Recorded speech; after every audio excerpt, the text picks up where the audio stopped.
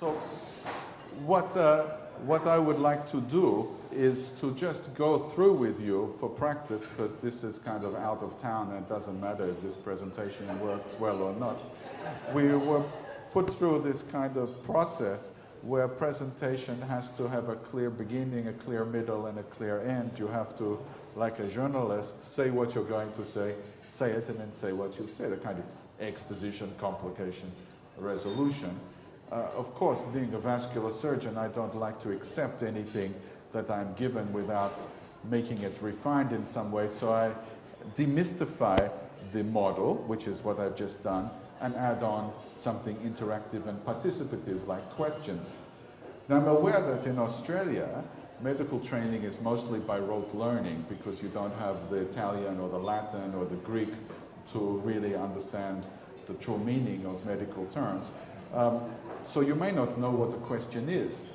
Just tell you for the first time, or remind those of you who were educated overseas, that the question begins with do, why, where, how, which, what, or when, and ends in a metaphorical interrogative, which the literate and the numerate amongst you would perceive as a question mark.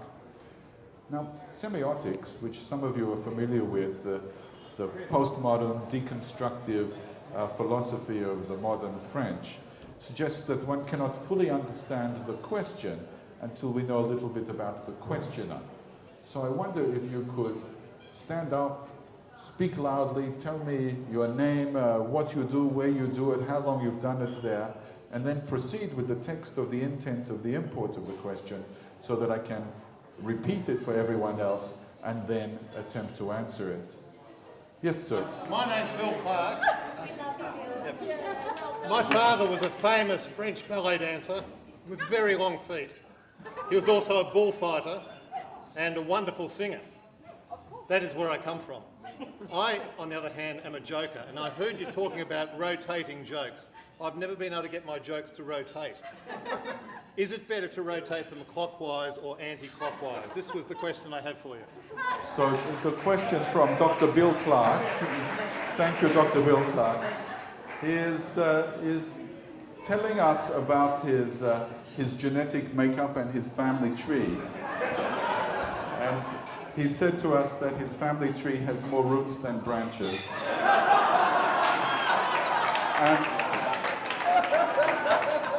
And genealogically, he was ill-equipped, he thought, to tell jokes, but you have proved yourself wrong. And he didn't know whether jokes should go down the drain clockwise or anti-clockwise. But he's a bit of a spin doctor, I think. And he has shown a lot of courage to ask the first question. I thank you on behalf of everyone for that question. No doubt you used to do medical reviews in times gone by. Yes, sir. Would you move just a little bit, because the light's bouncing on your head. I can't see you. I'm sorry. I'm also follicularly challenged and chronologically gifted and alternately sized. What is your name? My name is Dr. Juan Parodi. Dr. Juan Parodi. You must be Dr. Tu Parodi. Are you my long-lost clone? We've been looking for you for many years. Or is this just genetic foolery? I think you have hit the nail on the head. It is a piece of foolishness, and I'm Dr. Juan Parodi with a Y. Thank you very much, Doctor, for your question. I appreciate it. Yes, yes, sir. I'm John Swinnon. I listened carefully to your talk, and I was just wondering whether all Argentinians confused monotony with monogamy.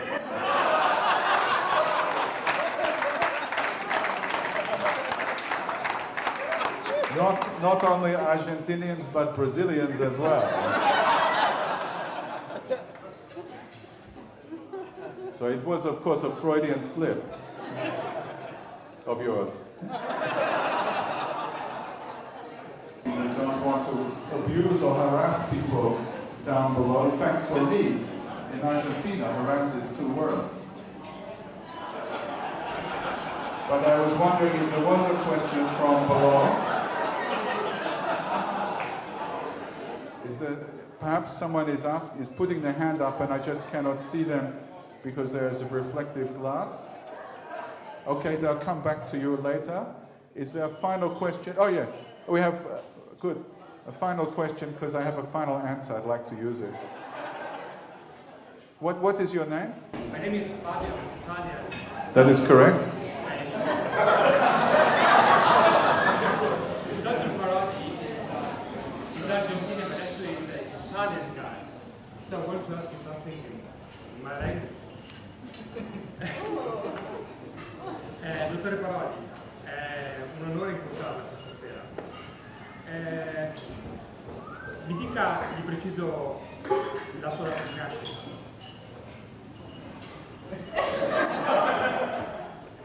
So I just translate. He said, Professor Paraudi, I like the Caesar salad. Do you think it needs more crouton or just a bit more bacon? And is a good question, and it comes down, I think, to the heart of vascular surgery. Sorry, I'm just going to walk to hear a follow question. Okay. I said I like Parati. All right. Thank you, and don't give up your day job. Oh, we do. Thank you very much. We are hearing from Ali down here, who is like a spotter in an auction. Thank you, Ali. Ali is one of the organizing committee. So it's lovely. She is the mascot. We had a cake, and she was on top of it. That was. Sorry, sir. Would you stand up and tell us your question, and I will repeat it for everyone. Thank you, sir. We had a talk before, didn't we? Yes, we did. Firstly, I enjoyed your presentation, and the slides were terrific. And could you tell us how the global recession is going to affect vascular surgery? Thank you. Thank you for your question. There was a comment on the slides. In fact, I have a full PowerPoint presentation coming up shortly, but I just had trouble getting the AVI file into the... No, sorry, that... No, I've got a carousel of 80 35mm slides that I'm going to show shortly, and a flip chart, and a whiteboard, and a blackboard. And the whiteboard is electronic, so I can print out what I want to do, because educational technology is important. But it's very crucial, the question you ask, about the world financial crisis, the global financial crisis, GFC. It's not much of a leap from GFC to KFC, is it? But as far as vascular surgery goes, I think that we can safely soldier on in vain, and I don't think we'll be going down the tubes. The choice of vascular surgery won't be the last straw. I'm just trying out your material. It's obviously not working. No, you're smiling. You're a smiling crowd.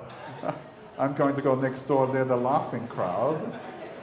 Now, this is the humor conference here, and that's the comedy club next door. It's because we're doing parody. This is parody. No, it's okay. I'm just teasing. This is self-deprecating humor. I am the victim here. Is a joke. But the global financial crisis, I think it has something to do with, well, can I try and explain the global financial crisis to you? That would be, so what happened, there was a lot of people who weren't doctors who felt that they knew how everything worked. They wanted to be paid more money for selling things that have no substance whatsoever. And they were paid more money, and they took a lot of money out of the system, and then we all learned that there was nothing to their way of funding the world, and now they're going broke, and we, the taxpayers, are giving them more money to stay in business. I think that's kind of the way it worked. And then there's the idea of the printing press and the mint. They have combined. It's kind of a modern-day Gutenberg, and soon we will be wheelbarrowing our deflated money away in a kind of a counterfeit form of ecstasy into Argentina. That's sort of what it is to me. And is there a final comment, and then I will sum up the academic and intellectual component of this waffle.